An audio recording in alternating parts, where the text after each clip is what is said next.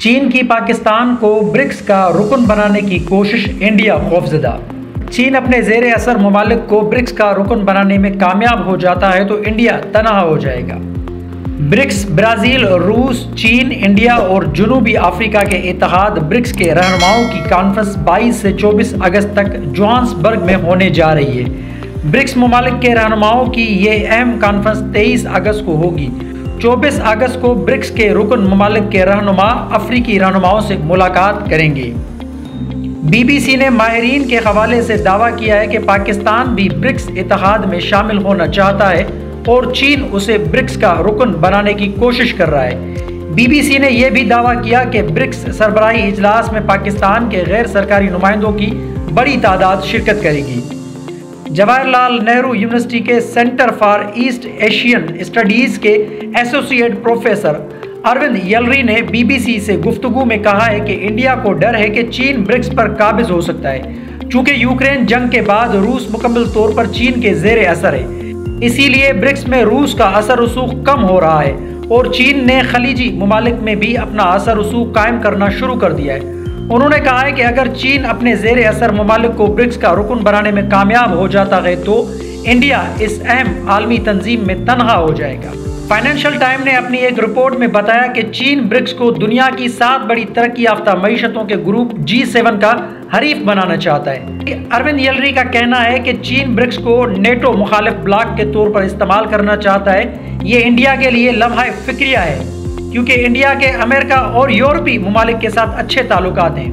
بین الاقوامی امور کے ماہر اور اسلام آباد کی قائد اعظم یونیورسٹی کے پروفیسر ڈاکٹر اشتیاق نے اس بارے میں بی بی سی اردو سے بات کرتے ہوئے کہا کہ انڈیا اس وقت امریکہ اور چین دونوں کے ساتھ مل کر چلنے کی کوشش میں ہے۔ ڈاکٹر اشتیاق کے مطابق دنیا کے ترقی یافتہ ممالک میں چینی ماڈل کامیاب ہو رہا ہے، جس میں کسی بھی ملک کے سیاسی نظام وہاں انسانی حقوق کی صورتحال سے بالاتر ہو کر ایسے اتحاد قائم کیے جا رہے ہیں جس میں معاشی تعاون پر بات ہوتی ہے۔ اسی وجہ سے چین کا بلیڈ اینڈ روڈ انیشیٹو دنیا کے 156 ممالک تک پھیل گیا ہے۔ وہ کہتے ہیں کہ جہاں تک انڈیا کو برکس میں تنہائی کا خطرہ لاحق ہے تو ایسا نہیں۔ آج کی دنیا میں جیو پولیٹکس کی جگہ جیو اکنامکس نے لے لی ہے۔ وہ کہتے ہیں کہ آج دنیا بھر میں اقتصادی معاملات نے سیکیورٹی کے خطرے سے زیادہ اہمیت حاصل کر لی ہے، اسی لیے دنیا بھر کے ممالک معاشی تعاون تنظیموں کا حصہ بن رہے ہیں۔ اسی وجہ سے روس یوکرین کے معاملے پر بھی انڈیا جانبدار رہنے کی کوشش کر رہا ہے، جس کی وجہ عالمی معیشت کی حقیقت ہے۔ ایک جانب وہ روس سے تیل اور اسلحہ خرید رہا ہے تو دوسری طرف امریکہ کے ساتھ تجارت اور سیکیورٹی پر بات کر رہا ہے۔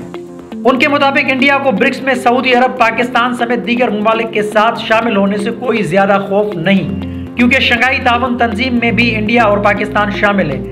ڈاکٹر اشتیاق کے مطابق پاکستان کا برکس میں شامل ہونا خوشائند ہوگا، کیونکہ اس سے نہ صرف پاکستان کو آزادانہ تجارت اور خطے کے دیگر ممالک کے ساتھ معاشی تعاون کے مواقع میسر آئیں گے، بلکہ پاکستان اور انڈیا اپنے مابین متعدد تنازعات کے حل کی جانب بھی بڑھیں گے۔ ان کا کہنا تھا کہ مستقبل کی دنیا میں ممالک کو سیاسی تناظر کے بجائے اقتصادی تعاون پر دیکھا جائے گا اور اس دوڑ میں امریکہ اور یورپ چین سے ہار رہے ہیں۔ مزید خبروں اور اپڈیٹ کے لیے جوت نیوز کو لائک کریں، سبسکرائب کریں اور کمنٹ سیکشن میں اپنی رائے کا اظہار ضرور کریں۔ اللہ حافظ۔